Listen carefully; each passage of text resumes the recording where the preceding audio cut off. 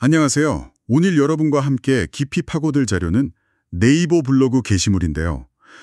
제목이 4216회 자기회로에 기자력을 주면 자로에 자속이 흐른다 입니다. 오늘은 이 자기회로, 이게 뭔지 기본 개념부터 좀 잡고요.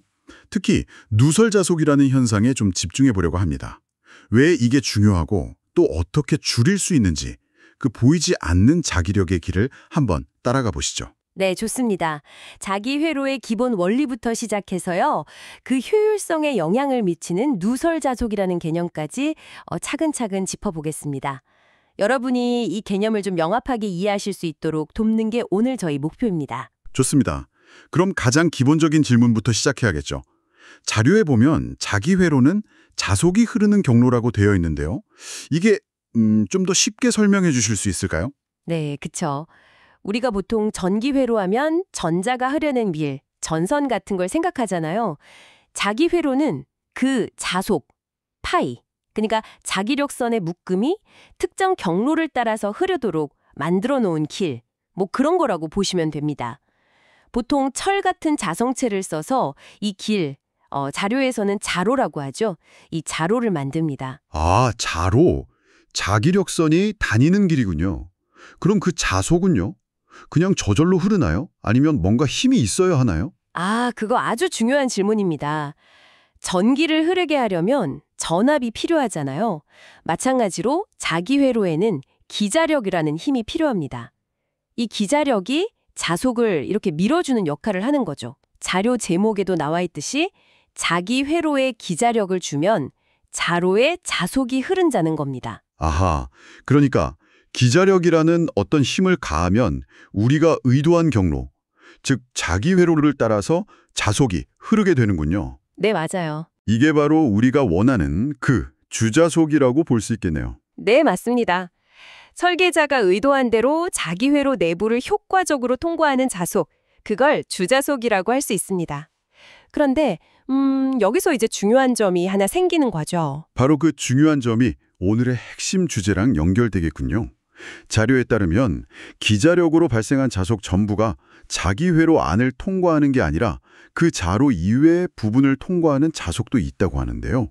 이게 뭔가요? 네, 그게 바로 누설 자속, 리케이지 플럭스입니다. 자료에서 명확히 정의하고 있듯이 자기회로 이외 부분을 통과하는 자속을 의미해요. 즉, 우리가 만들어 놓은 주된 길을 벗어나서 공기 중이나 다른 경로로 새어나가는 자속이죠. 자, 여기서 정말 흥미로워지는데요.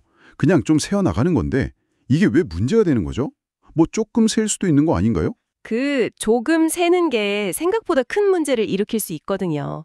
누설 자속은 자기 회로의 효율을 떨어뜨리는 아주 주된 요인이기 때문입니다. 기자력이라는 에너지를 써서 자속을 만들었는데 그중 일부가 정작 필요한 일을 안 하고 엉뚱한 곳으로 새어나간다면 그만큼 에너지 손실인 셈이죠. 변압기나 모터 같은 전기기기 성능에 이게 직접적인 영향을 미칩니다. 자료에서도 자기 회로의 효율을 떨어뜨리는 요인이라고 딱 강조하고 있죠. 아, 효율을 떨어뜨린다니. 이거 그냥 둘 순 없겠네요. 그럼 이 누설자속은 도대체 왜 생기는 건가요? 자료에서 몇 가지 원인을 제시하고 있는데요. 첫째는 그 자기 회로 내부, 즉 자로의 자기 저항이 완벽하게 0이 아니기 때문입니다. 아무리 좋은 길을 만들어도 약간의 저항은 있거든요. 그런데 공기 중 같은 외부 경로의 자기 저항이 물론 훨씬 크긴 하지만 어쨌든 자속 입장에서는 더 쉬운 길, 저항이 조금이라도 낮은 다른 길로 빠져나가려는 경향이 생기는 거죠. 그러니까 길이 아무리 좋아도 완벽하진 않으니까 옆길로 새는 녀석들이 생긴다, 이런 거군요. 구조적인 문제도 있을까요? 네, 물론이죠. 두 번째 원인이 바로 그건데요. 자기 회로의 구조가 복잡하거나 좀 불규칙할 때 누설이 더 잘 생깁니다.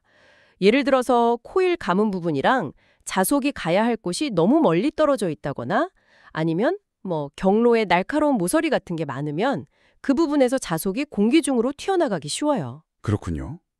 경로가 복잡하면 아무래도 옆길로 쓸 틈이 많아지겠네요. 또 다른 원인이 있을까요? 세 번째는 그 자기 회로 내부 경로랑 외부 경로, 주로 공기겠죠? 그 둘 사이의 자기 저항 차이가 충분히 크지 않을 때입니다. 원래는 내부 저항이 외부보다 압도적으로 작아야 자속이 안에 잘 갇혀 있는데 이 차이가 별로 안 크면 상대적으로 저항이 낮은 외부로 자속이 쉽게 새어나가려고 하는 거죠. 사실 이 요인들이 딱 분리된 게 아니라 서로 막 얽혀서 작용합니다. 알겠습니다. 재료 자체의 한계도 있고 구조적인 문제도 있고 또 내부랑 외부의 저항 차이 문제도 있고 복합적이네요. 그럼 엔지니어들은 이 골치 아픈 누설 자속을 줄이기 위해서 어떤 노력들을 하나요? 방법이 있겠죠? 네, 당연히 방법들이 있습니다. 자료에도 잘 나와 있는데요. 가장 기본적인 건 자기 회로 구조를 가능한 한 단순하게 만드는 거예요.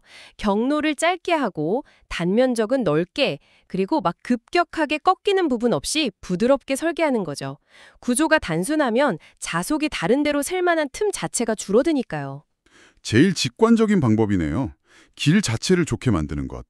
근데 모든 기기를 다 단순하게만 만들 수는 없을 텐데요. 다른 방법은요? 맞아요. 그래서 자기 저항 설계 최적화라는 게 중요합니다.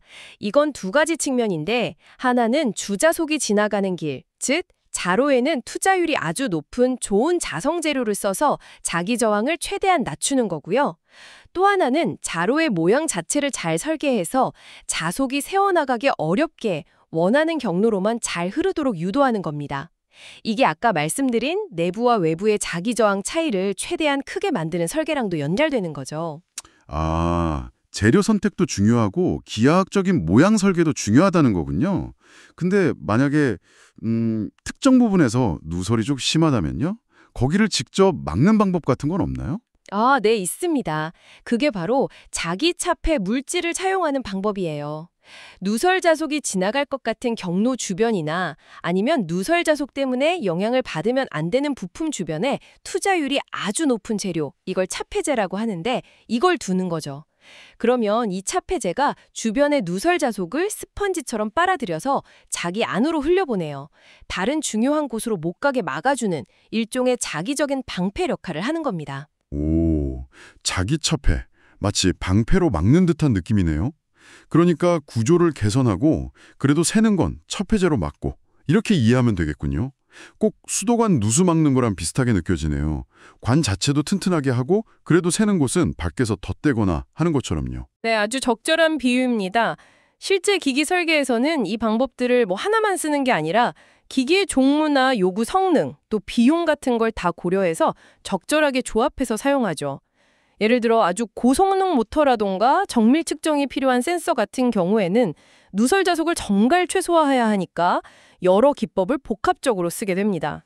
자, 오늘 저희는 네이버 블로그 자료를 가지고 자기 회로의 기본부터 시작해서 누설 자속이 뭔지, 왜 문제이고 또 어떻게 줄일 수 있는지까지 한번 깊이 파고 들어갔습니다.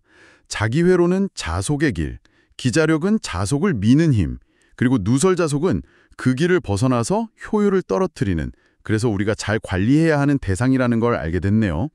이 모든 이야기가 결국 우리에게 어떤 의미가 있을까요?